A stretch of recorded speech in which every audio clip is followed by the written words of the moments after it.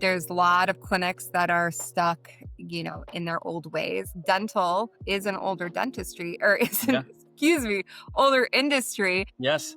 So you have a lot of seasoned professionals who are very used to doing things a very specific way. And just like with any new tech that comes around, there is always a learning curve. There Hmm. is always, some resistance to change. So we do see that even during the sales process. Other times we see, again, doctors that are so excited to bring on Bola and this new technology and to make their practice run more smoothly and efficiently. And then we're training, hygienists, for example, who again have been doing things a very specific way for Hmm. a long time. And then there's a little bit of resistance to change there as Mm. well. So it's just getting over that hurdle. Now, once we get past that hurdle, we're everyone's best friend. Hello, everyone, and welcome to the Business of Learning podcast. My name is Joao Camargo, and my guest here today is Martha Galewski, who is the VP of Customer Success at Bola AI. Martha, thank you so much for being here today. I'm super excited for this conversation. Of course. Thanks for having me. Why don't we start off in the same way that we start every single one of these podcasts, which is just you, just telling a little bit more about yourself, obviously some context about the business, who you guys are, who you help, and anything else you'd like to share for anyone listening in. Of course. Hi, everyone. I'm Martha Galewski or Galewski. I am the VP of Customer Success at Bola AI.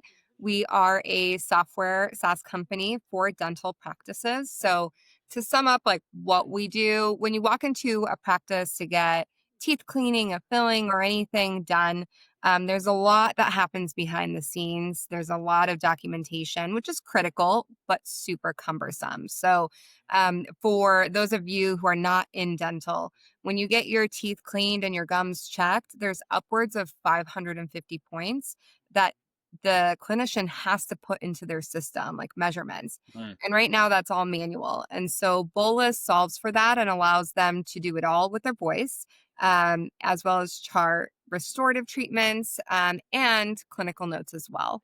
So that's what we do in a nutshell. We're there to allow clinicians to focus on the patient while we take care of the rest.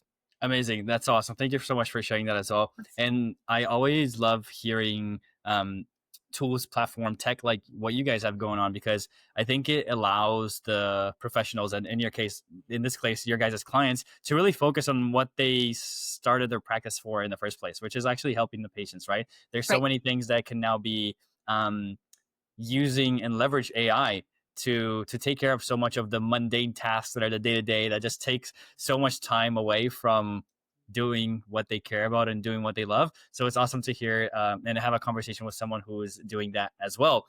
I would love to hear from you guys as you're having these conversations with your customers and really providing a lot of these high leverage services and high leverage products for them.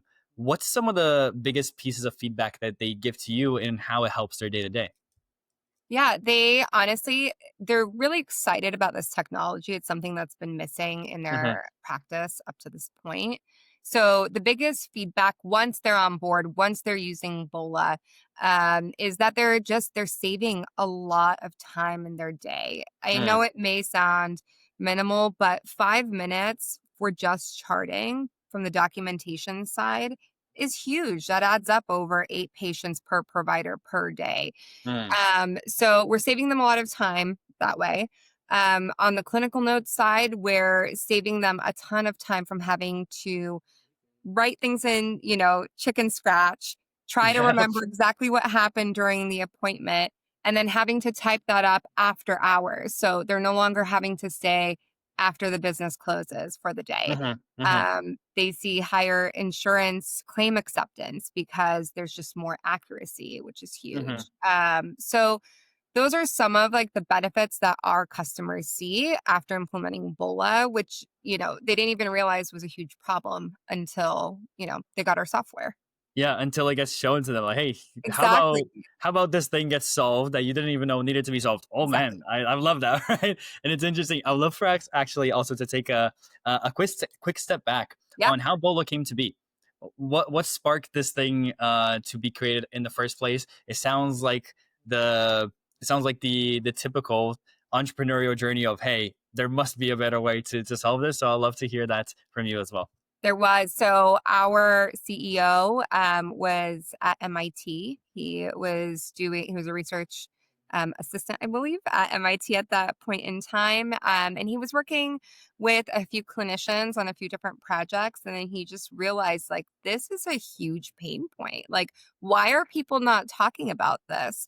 And that's how the product came to be. It's, he saw a need. He then went ahead and created the solution. Hmm. And he's constantly looking for ways to ease the day of clinicians across Hmm. the board. So that's how we've added additional products over time is, we're just trying to make the lives of practices easier. So Yeah. there's more focus on patient care. For sure, continuously innovating, continuously adapting, and Yeah, just adopting also a lot of these new exactly. tools to keep helping as much as possible. So that's really, really awesome. I wonder if when you're having those initial conversations, because you mentioned once they're on the platform, like the value is there, but to then actually get them on board, do you find that there's a lot of hesitancy from some of these professionals, like, hey, maybe this is too good to be true, or they, as you Yeah. said, they're not even aware that this is a problem, so they don't even know that investing in something like this would be helpful for them. Talk to me a little bit more about that situation as well. Yeah, so that's definitely a pain point that we run into internally when talking to prospects, for example. Mm. So a lot of them don't realize it's a huge problem potentially.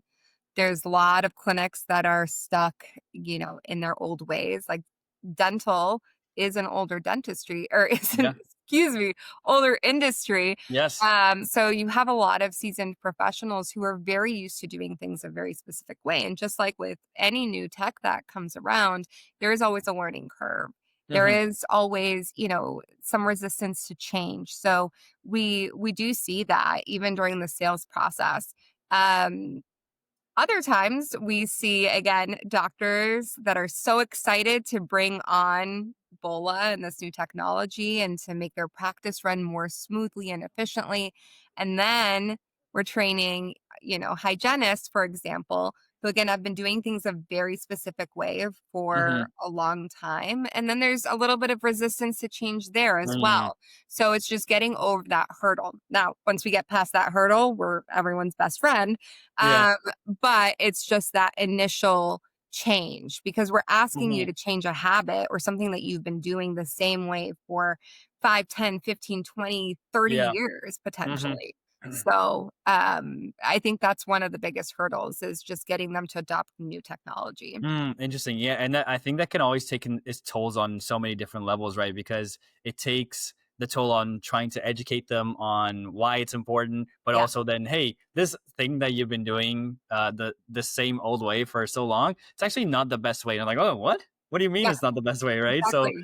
it's interesting to hear this pattern in so many of the different conversations that I've had with different leaders as well. And I would love to understand from you when you're looking at the company and bringing a lot more growth and improving the teams, the processes, everything that you deal with on a day-to-day basis, because I know your title is VP of Customer Success, but as we talked about, there's many more things you are involved with when it comes to the growth of the company as well. Yeah. I'm wondering if there's any beliefs or anything in the business that you do in the day-to-day that you think is a little bit different than most companies, and it's a little bit I'll call it outside the curve into how you're leading a team or how you are strategizing to create more growth, anything like that for you.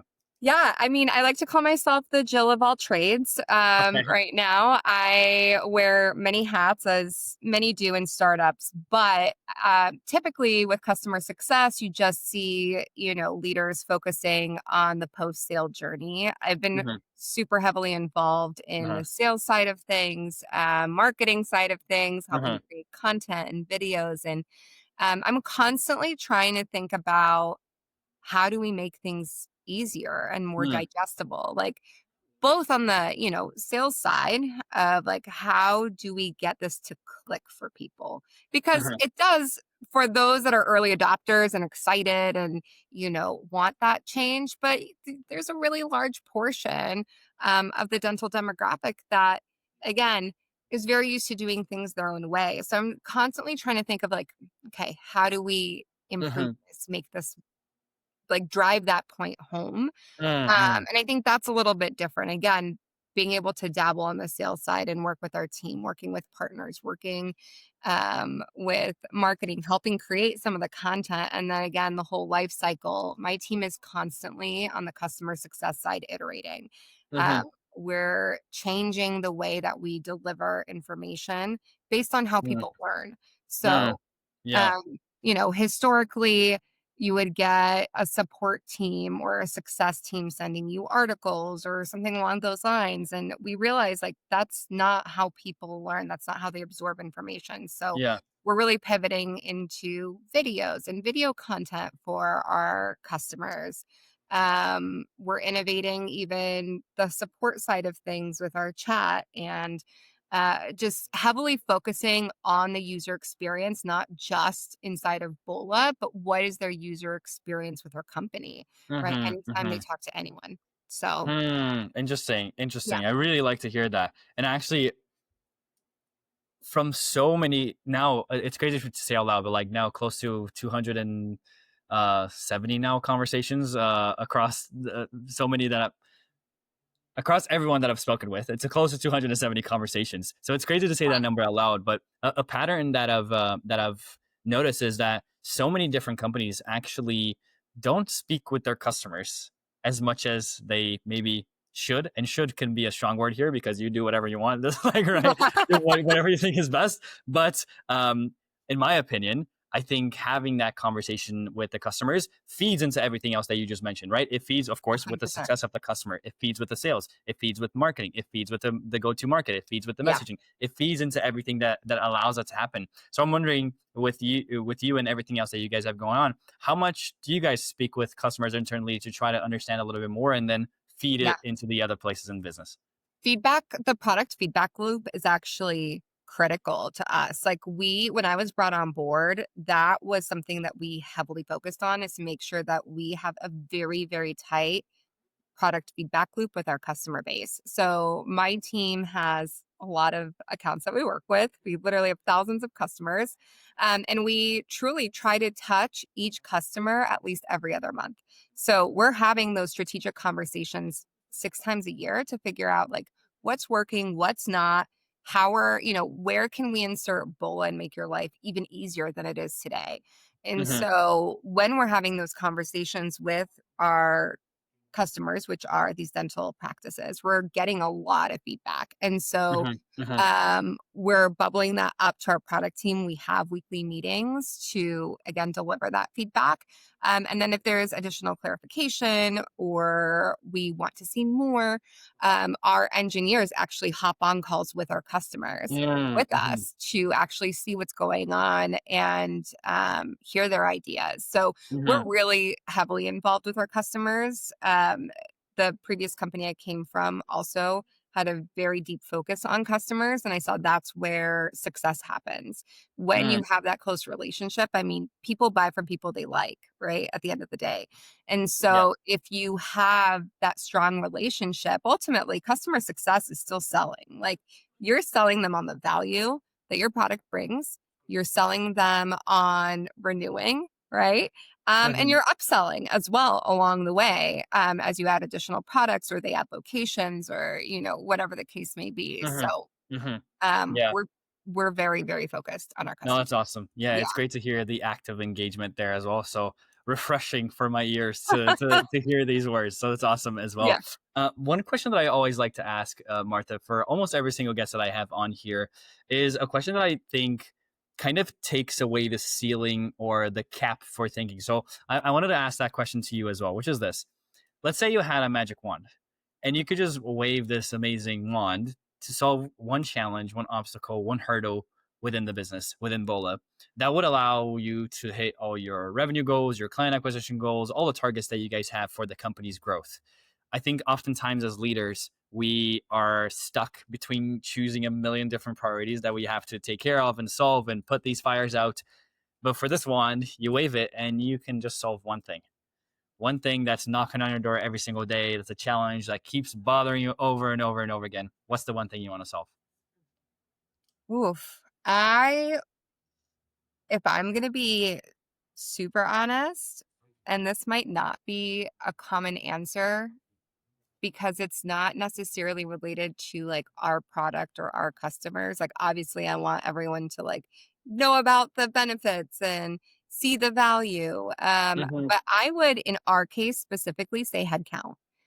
We are Mm. small and we are scrappy and it's great, but we also have, three different product lines across six integrations that are, pretty complex. We're constantly developing. And I think there's obviously every product is going to have its challenges. But at this point, like we'd love to have like more dedicated resources so we can continue to Mhm. iterate and improve on that customer experience at a faster rate because right Mhm. now that's a little bit of a challenge and I would say that would be like if you gave me a magic wand and said you have one thing that would be it, Mhm. um, which I don't think is usually a comment. I don't know if that's what you're looking for if you're talking about It's your answer, not mine. yeah, It's your I mean, I would say if just based on our size, right? Like we have a lot of Uh-huh. customers and like a small team. So I think that Interesting. would Yeah. that would make a world of difference Mhm, mhm. for And us. is that from a lens where you're looking at the bandwidth that you have that other leaders also have in the day-to-day tasks that you guys are taking care of? So maybe implementing one, two, three more people in there that have that dedicated vision would allow you guys to not be spread too thin. Is that Correct. more of the lens Yeah. that that you're looking at from there? Yes. Yes. Mm. Because I Mhm. have I have been very fortunate to be at previously at a publicly traded company. I've been at a startup that went from series A, B to C. Like, so I've seen all these different stages of Mhm. growth within companies. And so I know the stage that we're at right now. And like Mhm. the differentiator is being able to do more faster, at a greater scale because ultimately that benefits our customers. And while I believe that we are delivering an excellent experience and a Yeah, really yeah. great product, there's so much more that could be done. And the Interesting. only Yeah. limitation right now Yeah. is, yeah, is the headcount and lack of, additional engineers, for example, right? Mm. Make the magic happen. No, that makes sense. That makes sense. Actually, there's many questions that are popping into my head to ask further, but I'll just ask this one. Let's say that were to happen. Amazing. You have that team now. Bandwidth is no longer spread so thin. What do you think then is the hardest part of growing the business? That is such a good question. I think it's getting people bought into AI. I Mm, think there's still even though like we're in it, right? Like we are in it. We're living in a day and age where it's everywhere. I yeah. think there's just still this like hesitation and misconception that like something's going to go wrong, it's going to steal my data, like all this, right? Like I don't Uh-huh. even know like people what people think, but it's just Yeah. like Fears. there's fears around using artificial intelligence, trusting the technology to Hmm. help you. And like, that's what it's here to do. It's here to help you in your day to day. Hmm. And, um, I think that would be one of the biggest hurdles that I foresee Hmm. because again, there's a ton of people that are excited about it. And there's a lot Yeah. of people that are not, that are like, stay away. Nope. Yeah. We're, Yeah. and especially looking at dental, right? Like there's half of our customer base is using software that is based in Chrome, for Hmm. example. Like it is a web-based service that houses their patient information. Awesome.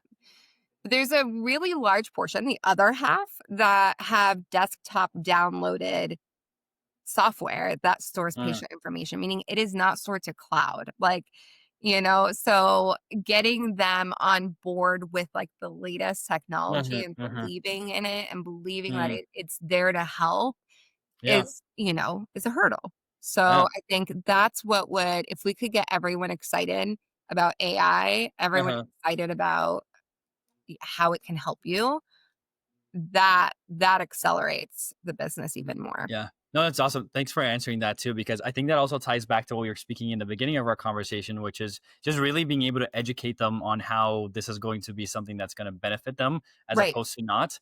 Right. But it's like a similar challenge, but also not.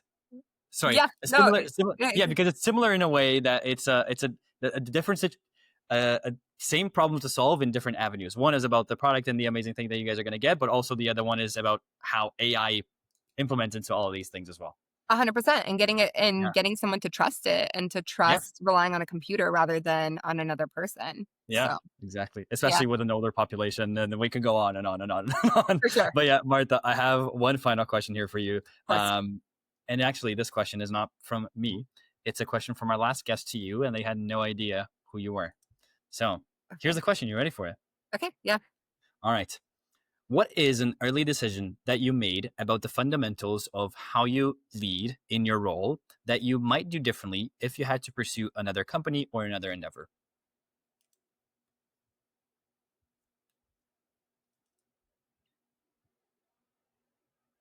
It's a really good question. A